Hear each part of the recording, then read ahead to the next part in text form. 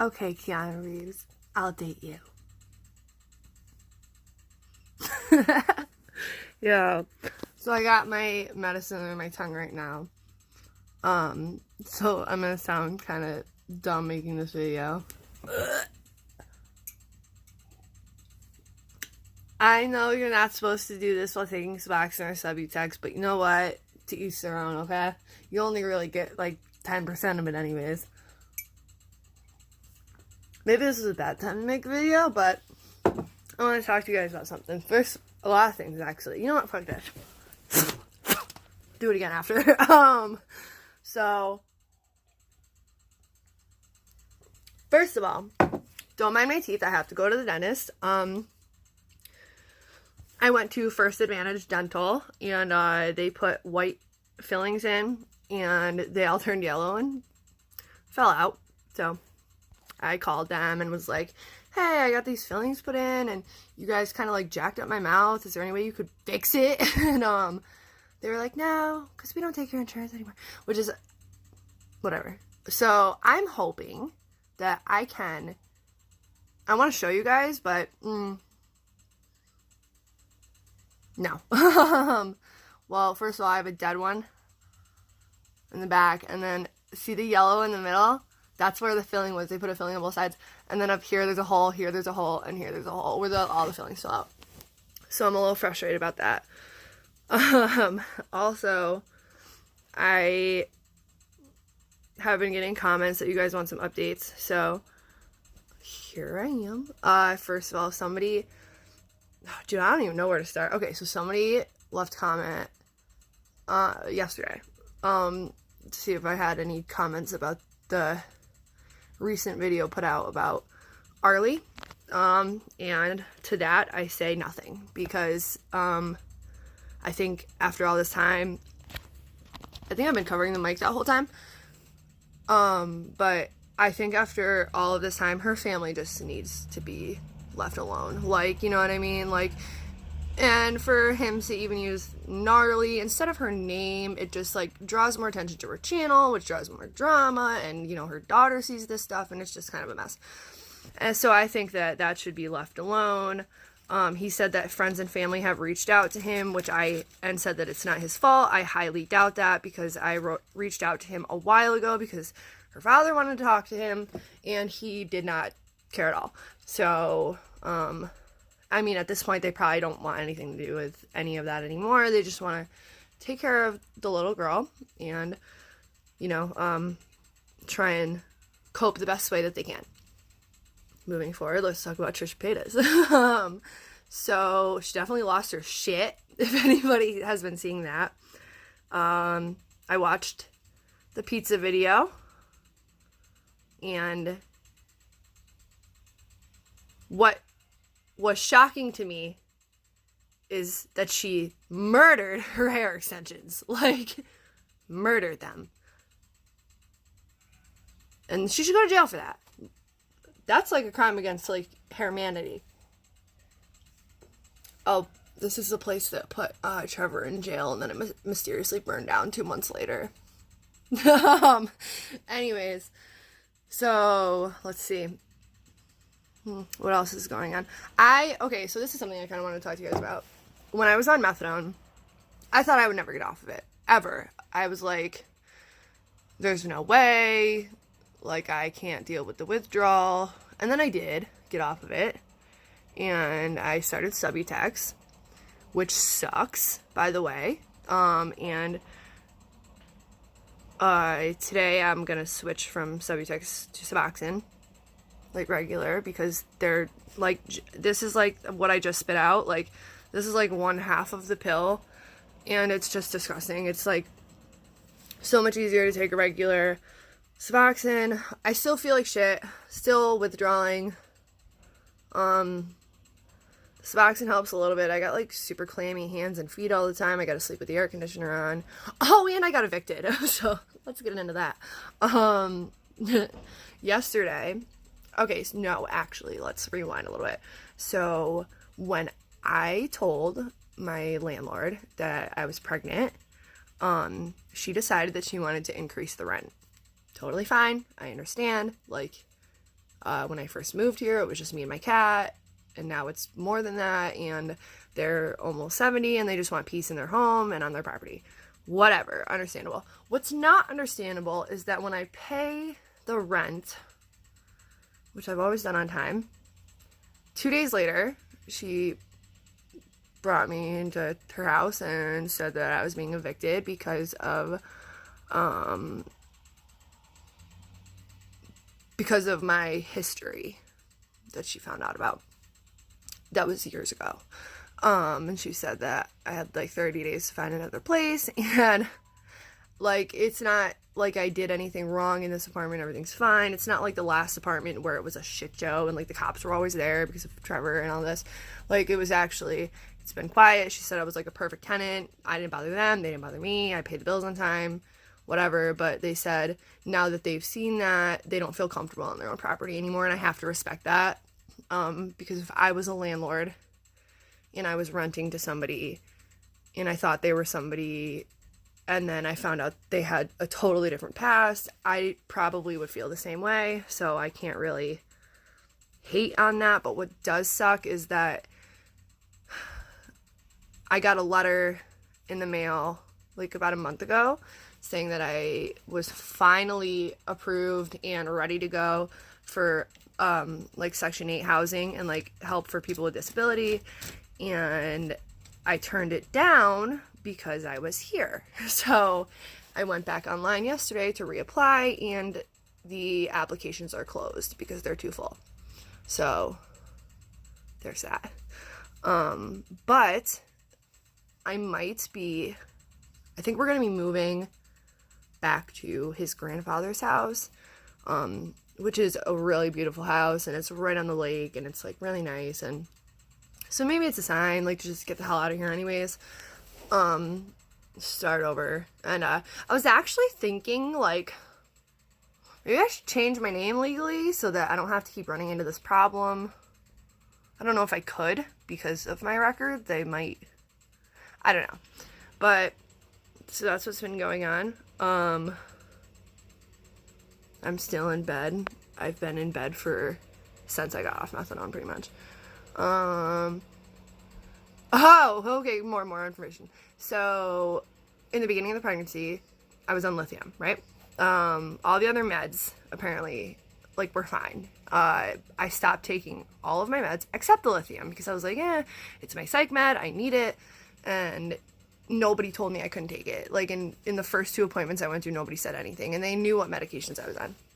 So I had an appointment to do the genetic, it's like a blood test. They do an ultrasound, and then it's like a blood test where they find out if there's any, like, anything serious, like if there's like one lung or something like that, or something's not developing right, something that could make it so that, the baby wouldn't survive, or like, because lithium has some serious side effects, which when I found that out, I stopped taking it immediately, but I don't know if it's too late.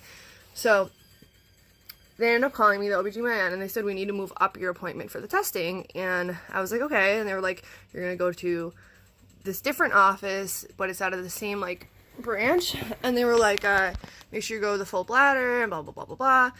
Then I get there, and there's, like, all this stuff laid out on the table, and the doctor was the main doctor was right outside the door, and I go in, and I'm like, all in a good mood, whatever. Just like, okay, so you're here for a termination consultation?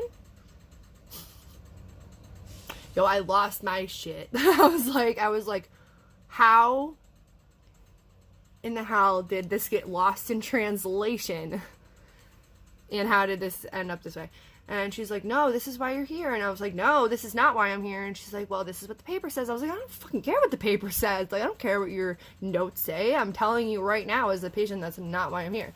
So, the doctor came in, and he was like telling me, that the pain that I was having is because I have ovarian cysts, and I have hypothyroid, and I've been trying to get tested for PCOS for a very long time, and it was an on and off thing. And then to have one OBGYN just look at an ultrasound and say, this is what you have, like, after all these years, that was frustrating but also relieving. But he did tell me that ovarian cysts release progesterone, which is like kind of good for the baby anyways, which is painful but I guess good. And then he was telling me basically like, you know, that I'm at really low risk for any genetic like chromosomal issues or anything. And he gave me all of this information that the other office should have given me. And then he told me that more recent studies show that lithium is not that bad, and that he would prefer if I stayed on my psych meds, including my Klonopin, as long as I don't abuse it. And I don't take the Klonopin still, even though he said it was okay. There's been a few occasions where I did, where it was like my stress was so through the roof, like that I could like feel it coming out my chest. Other than that, no. And I still am not taking the lithium either, just for precautions. I know a lot of you think that some specific people, I should have got my tubes tied, but I think everything happens for a reason, and I'm okay with that. And I know it's gonna be super difficult because I don't have my mom here. I don't have family support here right now. It's pretty much just me and his family, which is another dysfunctional thing in itself, not in a bad way, but it's just kind of weird. I'll explain that another time. He's got 2 moms, no dad, and a grandfather, and his mom is really his aunt, but the aunt gave him to the sister, who he thought it was his mom, so his aunt was really I'll have to get into that one day. But because I'm sure he doesn't care if I talk about it. I'm positive he's like, you know, if he doesn't care, it just makes for, you know, now his grandfather is an amazing person. He is so awesome, and both of the moms, he considers them both mom, because one was his birth mom and one is the one who raised him. So, and they are both awesome people too. So yeah, we might be going to the grandfather's house, which I really like their house anyways. The only thing that sucks is the bathroom is like downstairs, and who the hell wants to walk up and down the stairs every 30 minutes when you're pregnant? But I guess there is a bathroom upstairs that just doesn't really work right now, but they can fix it. And yeah, other than that, I really haven't been doing much of anything at all. I am very happy that I'm off of methadone now. It was probably one of the most painful things, and still is. My withdrawal level just got down to like a 4, which is another thing that I wanted to talk to you guys about, because I saw Trisha's video where she said she was going through opiate withdrawal, and then a couple days later was fine, which seems a little off to me. She also put up a story on, I think, Snapchat, where she said she took meth. I mean, you don't take meth. You can shoot meth. You can smoke meth. You don't really take meth unless she's talking about things like Adderall, which could very well be the case because of the similarities between the two. And that's kind of sad. It's sad to see, because she's clearly a talented person. If even through all of her train wrecks, like, I'm still subscribed. I check every day to see if Trisha posted a video. Don't know why. It's not like I like to see people in misery, but I think that she, I don't think she has bipolar. I think she might have something similar to what I have, which is a complete personality fragments, you know, and I don't think she even comprehends what's going on, because it took me a long time to even believe. Actually, Matthias had found a journal that was one of mine from a while ago, and in it said, you know, when I first got diagnosed with DID, and I was like, I don't believe it, this is crazy, like, I was like, there's no way. And then, like, I read it, and I was thinking, you know, I didn't believe it because I don't remember it, because I don't remember blacking out. I don't remember that. So in my head, it's like, well, if I don't remember it, it didn't happen, right? So I have a feeling that Trisha's probably going through the same thing. And I don't even think she realizes what's going on. I think that she talks about talking to a therapist online. I think that somebody really needs to see her in person. That's how they found out what was really wrong with me mentally, because I actually disassociated in the middle of therapy. So I think that like a face-to-face in-person thing would be good for her. Actually, I think it's good for everybody. I mean, help doesn't hurt. You know what I mean? Like, even if you feel like nothing is wrong in your life and you feel like everything's going great, therapy is still always going to be a good thing. Like, it's never a bad thing. Let's see. What else did I want to talk to you guys about? Just because there's so much stuff that I haven't really mentioned. I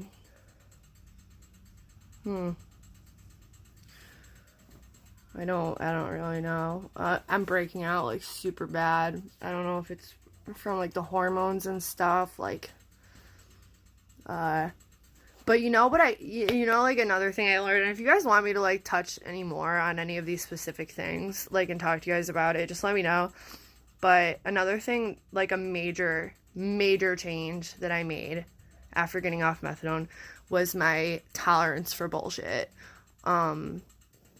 So, like, I right now am living a 100% sober life, and I'm gonna be honest, sometimes it fucking sucks. Like, it's boring.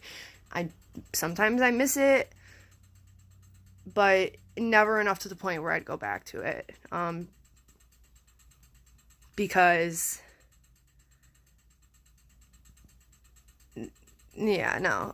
So, like, the people in my life, like, if I catch them slipping up, they're, like, cut. Like, quick. Done. No tolerance for it anymore. None. I'm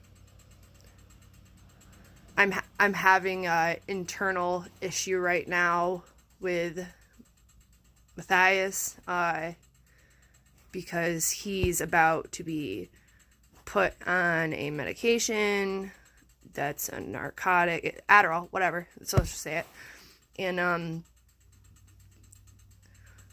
like, personally, the way that he behaves on it is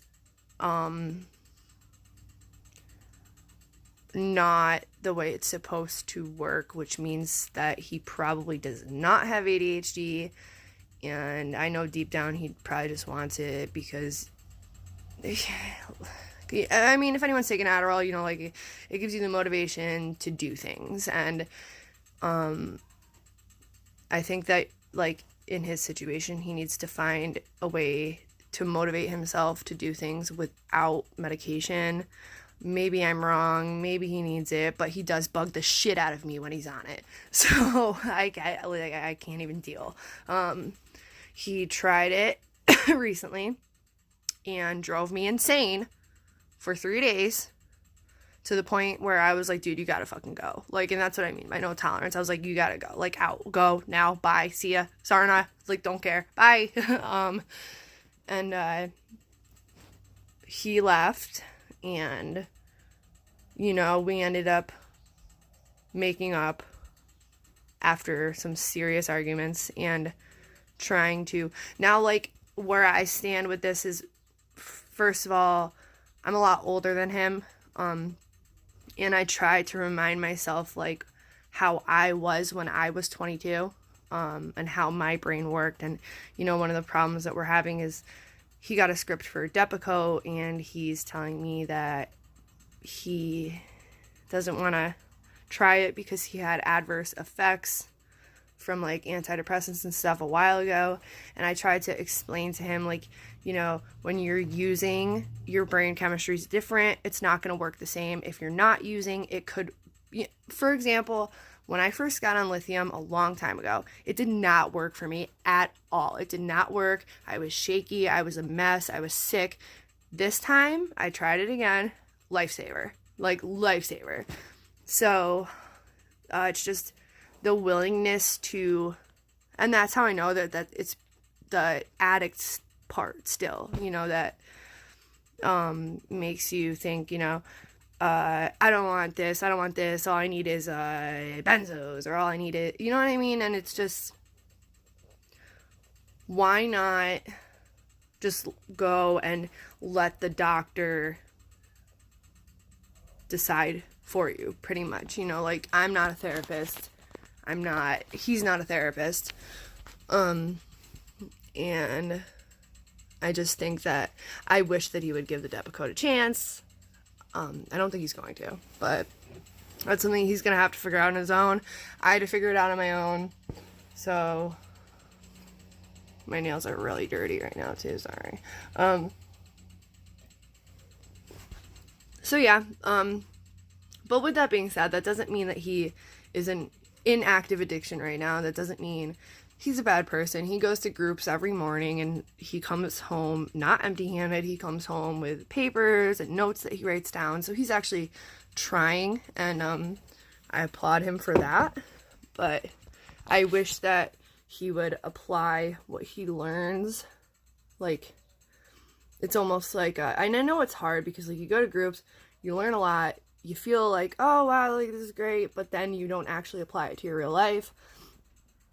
And I'm hoping that he can, like, take those things. He did start journaling, which is really good, but I'm not going to get into his business anymore. He doesn't even watch these, so it's fine anyways. But yeah, so I miss you guys a lot, and I was going to live stream the other day, but I decided not to, because it's just still been really hard, like, being sick, to even want to make a video or talk about anything. I don't know why I did today, but I just miss you guys, I guess. And yeah, I have a lot more to tell you guys, and I can get more in depth with all this other stuff. But yeah, I'll talk to you guys soon, because I really do miss you guys, and I miss being on here. So you guys know you can get a hold of me on Facebook too and stuff like that if you ever want to. But I will talk to you guys later, and I love you. Bye.